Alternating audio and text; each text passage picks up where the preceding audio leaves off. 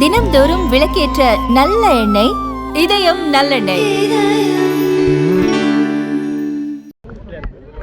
கப்பலோட்டிய வீர தமிழர் வ.உ.சி. அவர்களின் பிறந்த தினத்திலே பாரதிய ஜனதா கட்சியின் சார்பாக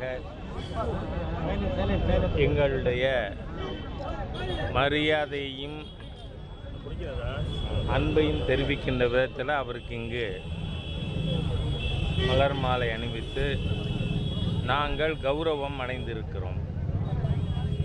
இன்றைக்கு வ.உ.சி. அவர்களுடைய அந்த சித்தாந்தம் அது மிகவும் தேவையான ஒன்றாக இருக்கிறது. ஏனென்றால் அமெரிக்க அதிபர் ட்ரம்ப் அவர்களுடைய டாக்ஸ் டெரரிசம் சொல்லலாம். ஏனென்றால் உலகத்திலேயே அமெரிக்கா மிக அதிகமான வரி விதித்திருப்பது பாரத தேசத்துக்கு எதிராக. அடுத்ததாக பிரேசில், அதுக்கு அடுத்ததாக சைனா. அது என்ன காரணம் சொன்னாலும் அவருடைய ஈகோ ஹர்ட்டாக இருக்குன்னு நினைக்கிறாரா என்ன தெரியாது. ஆனால் இந்த உலகமே ஒப்புக்கொள்கிறது இது மிகவும் அதீதமானது, தேவையில்லாது. அவருடைய பார்ட்டி செனட்டர்ஸே தே டோன்ட் அக்செப்ட். அமெரிக்க நாட்டினுடைய அப்பீல் நீதிமன்றம் அது இந்த 50% ஆனால் இதை நாம் எப்படி எதிர்கொள்ளப் போகிறோம்? இந்தியாவுடைய 2024-25க்கான மொத்த ஏற்றுமதி $725 பில்லியன். அதில் அமெரிக்காவுக்கான ஏற்றுமதி $1 பில்லியன். அதாவது 7.25%. கூட்டி இருக்கிற மொத்த ஏழரையும் அந்த 7.25%க்காக. ஆனால் 7.25% தான் அதனால இன்சிக்னிஃபிகன்ட்னு சொல்லலை. நீங்கள் பார்த்தால் டாக்டர் மன்மோகன் சிங் அரசு இருக்கும் பொழுது நியூக்ளியர் நான் ப்ரொலிஃபரேஷன் ட்ரீட்டி 123 அக்ரிமெண்ட்டில் இந்திய அரசாங்கம் கையெழுத்து போட்டது. கம்யூனிஸ்டுகள் இருந்தார்கள், இருந்தும் கூட கையெழுத்து போட்டாங்க. ஆனால் இன்றைக்கு பாரத தேசத்துக்கு பிரதமராக இருக்கிறது மாண்புமிகு பிரதமர் மோடி அவர்கள். அதனால நாம் இதை எதிர்கொள்கின்ற பல்வேறு நடவடிக்கைகள் மேற்கொண்டிருக்கோம். அமெரிக்காவுக்கு நாம பிரதானமாக அனுப்புகின்ற பொருட்கள், ஏற்றுமதி செய்த பொருட்கள், விவசாய பொருட்கள், பால் பொருட்கள், dairy products, sea food, textile அதிகமாக நாம் அனுப்பி கொண்டிருக்கோம்.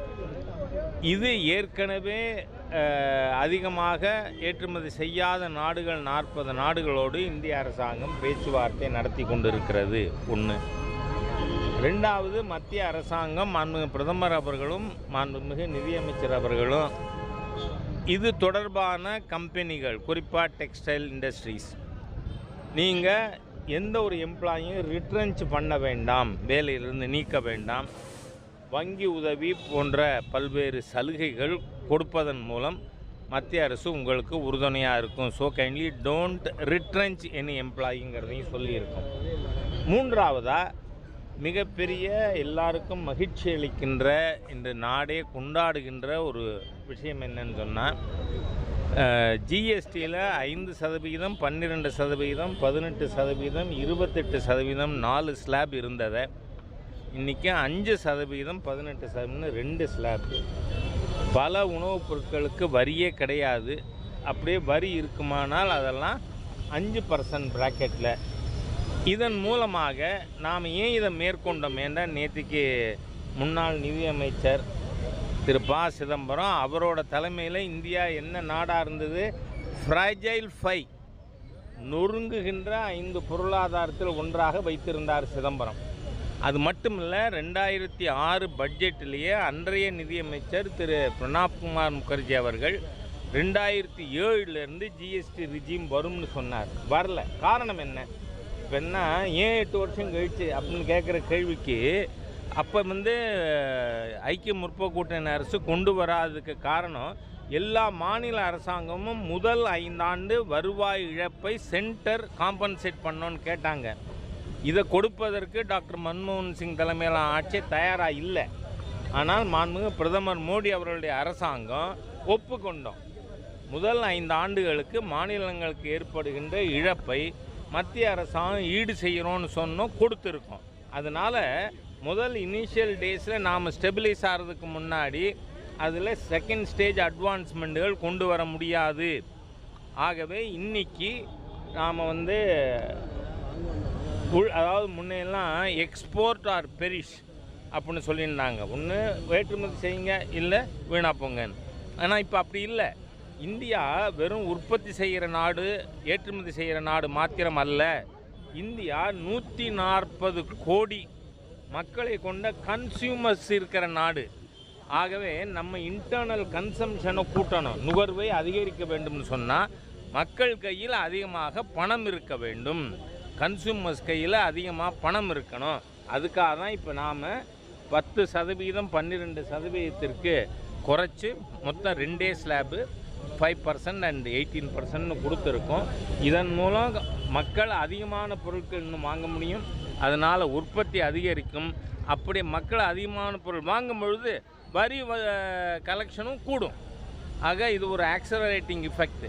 அதனால் ஒரு மிகப்பெரிய புரட்சிகரமான ஒரு ஸ்டெப்பு GST 2 அதை மேற்கொண்டிருக்காங்க. அதுக்கு மாண்புமிகு பாரத பிரதமர் அவர்களுக்கும் மாண்புமிகு நிதியமைச்சர் அவர்களுக்கும் என்னுடைய மனமார்ந்த நன்றியை தெரிவித்துக் கொள்கிறேன். இதில் இன்னொன்று ஒரே ஒரு விஷயம் சொல்லிடுறேன். இன்றைக்கி அமெரிக்காவுக்கு நான் ஏற்கனவே சொன்னது மாதிரி நாம் எக்ஸ்போர்ட் பண்ணுறது $60 பில்லியன். ஆனால் ஆன்லைனில் இந்தியாவில் எவ்வளோ வாங்குகிறாங்க தெரியுமா நம்ம கன்சியூமர்ஸு? $160 பில்லியன்.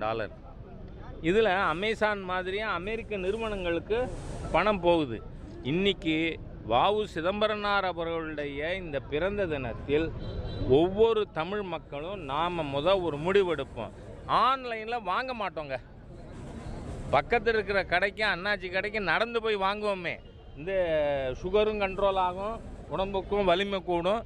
நம்ம சுதேசி பொருட்களை, உள்நாட்டு பொருட்களை, உள்நாட்டு தயாரிப்பை வாங்கிறதுக்கு அதுதான் மாண்புமிகு பிரதமர் பி வோக்கல் ஆன் லோக்கல் அப்படின்னு ஏற்கனவே நம்ம சொல்லியிருக்கோம். அதற்கு மக்கள் நாம், ஏன்னா வஉ சிதம்பரனார் அவர்கள் அவர் சொந்த சொத்தை விற்று சுதேசி கப்பல் வாங்கி இலங்கைக்கு போகிற நம்ம மக்கள் லேபரர்ஸை கட்டணம் இல்லாமல் கூட்டின்னு போனார். அந்த மாதிரியாக அவர் செய்த தியாகங்கள், அதை நினைவு கூறும் பொழுது நாம் இனி ஆன்லைனில் வாங்க மாட்டோம் அப்படின்னு முடிவெடுக்கணும்னு கேட்டுக்கிறேன். செங்கோட்டையன் இப்போ சொல்லியிருக்காரு சார், பிரிந்த நிர்வாகிகள்லாம் மறுபடியும் ஒன்று சேரணும், அதிமுக வெளில போனாங்களா ஒன்று சேரணும் அப்படின்னு சொல்லியிருக்காரு. அதை நீங்கள் எப்படி பார்க்குறீங்க? அவர் அதிமுகவிலே இருக்கார், அவருடைய உணர்வுகள் எனக்கு புரிகிறது. இல்லை, அது மறுபடியும் வந்தாங்கன்னா பலம் நினைக்கிறீங்களா பாஜக? நான் என்ன சொல்கிறேன், என்றைக்குமே ஒற்றுமையே பலம். அதனால் இதை இங்கே தமிழ்நாட்டில் தேசிய ஜனநாயக கூட்டணியை லீடு பண்ணுறது முன்னாள் முதலமைச்சர் மரியாதைக்குரிய எடப்பாடியார் அவர்கள். அவர் அதிமுகவில் தான் இருக்கார். செங்கோட்டையன் அவர்கள், அவருடைய appeal it will have it's impact அப்படின்னு தோணும். தேசிய ஜனநாயக கூட்டணியிலிருந்து டிடிவி தினகரன் வெளியே வந்திருக்காரு. அது மட்டும் இல்லாமல் எடப்பாடி பழனிசாமி குறித்து மறைமுகமாக கடுமையாக சாடியிருக்காரு. நான் என்ன சொல்கிறேன், சட்டமன்ற தேர்தலில் ஒரு பாதிப்பு. தேசிய ஜனநாயக கூட்டணியை எந்த விதத்திலும் பலவீனப்படுத்துவது தமிழகத்தின் எதிர்காலத்திற்கு, இளைஞர்களுக்கு மிகப்பெரிய ஆபத்து. ஏன்னா நான் ஏற்கனவே சொல்லியிருக்கேன் இந்த விஷயம். முன்னையெல்லாம் நார்கட்டிக் இன்ஃபெஸ்டட் ஸ்டேட்னா நம்பர் 1 பஞ்சாப். இன்றைக்கி எது? தமிழ்நாடு. மோஸ்ட் நார்கட்டிக் இன்ஃபெஸ்டட் ஸ்டேட்டு இந்த திராவிடியன் ஸ்டாக் டி அரசாங்கம் தான், தமிழ்நாடு தான். நீங்கள் அதோடு இல்லை, நாம் தயவுசெய்து ஊடக நண்பர்கள் இந்த விஷயத்தில் எங்களுக்கு உதவிகரமாக இருக்கணும்னு கேட்டுக்கிறேன். காரணம், இந்த ஜாஃபர் சாதிக் போன்றவர்கள் 2000 கோடி 3000 கோடி கடத்துகிறாங்க. ஆனால் டிஸ்ட்ரிபியூஷன் எங்கே நடக்குது? இது பொட்டலம் போட்டு எங்கே விற்கிறாங்க? சென்ட்ரல் ஸ்கூலுக்கு எதிர்த்தாப்பில், சிபிஎஸ்சி பள்ளிக்கூடங்களுக்கு எதிர்த்தாப்பில். இந்த நார்கட்டிக் டிஸ்ட்ரிபியூஷன் நெட்வொர்க்கு நீங்கள் நம்ம கலெக்டர், நம்ம எஸ்பி, நம்ம அரசு அதிகாரிகள், நம்ம டாக்டர்ஸ், நம்ம இன்ஜினியர்ஸ், நம்ம ஆசிரியர்கள், இவங்க குழந்தைய போதைக்கு அடிமையாக்கிடு தமிழ்நாட்டை அடுத்த தலைமுறை அழிச்சுப்படலாம். தமிழ்நாடுமே இருக்காது. அதுக்காக நடக்கிறது. இதை கொஞ்சம் கூட கட்டுப்படுத்த வக்கில்லாத, துப்பில்லாத, திறமை இல்லாத, திராணி இல்லாத அரசாங்கம் ஸ்டாலின் கவர்மெண்ட். அதனால் இந்த நார்கட்டிக் இதிலிருந்து தமிழ்நாட்டை விடுவிக்கணும்னா ஒரு தமிழக வாக்காளர்களும் தேசிய ஜனநாயக கூட்டணியை வலுப்படுத்தணும். யாருமே பலவீனப்படுத்தக்கூடாது. அது நம்ம எதிர்கால சந்ததிக்கு பாதிப்பு ஏற்படுத்துங்கிறதுனால எல்லா நண்பர்களுக்கும் நான் சொல்கிறேன், கருத்து வேறுபாடு இருந்தால் உட்கார்ந்து பேசுவோம், பேசினா பிரச்சனை தீரும். பாஜகவினுடைய வளர்ச்சிக்கு அதிமுக ஒருங்கிணைந்திருப்பது நல்லதா அல்லது பிரிந்திருப்பது நல்லதா? நாங்கள் எப்போதும் அப்படி நினைக்கிறதே கிடையாது.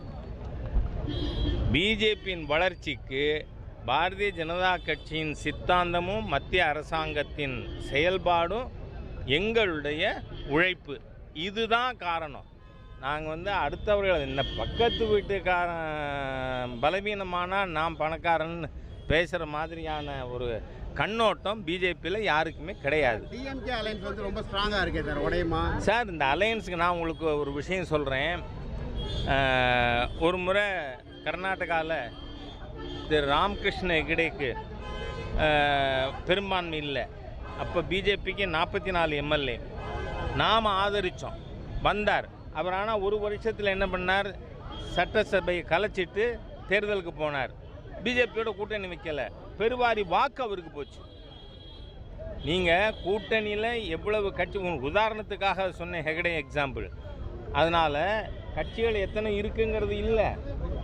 ஏன்னா திராவிட முன்னேற்ற கழகம் இதுக்கு முன்னாடி தேர்தலில் 21 வாங்கின வாக்குகளை அப்படியே தக்க வச்சுக்க முடிஞ்சுதா? 24 முடியலை. இல்லை, 7-8% சரிந்திருக்கு. அது மாதிரி இன்னொரு 8% சரிஞ்சால் முடிஞ்சு போச்சு கதை. அதனால் தேங்க்யூ.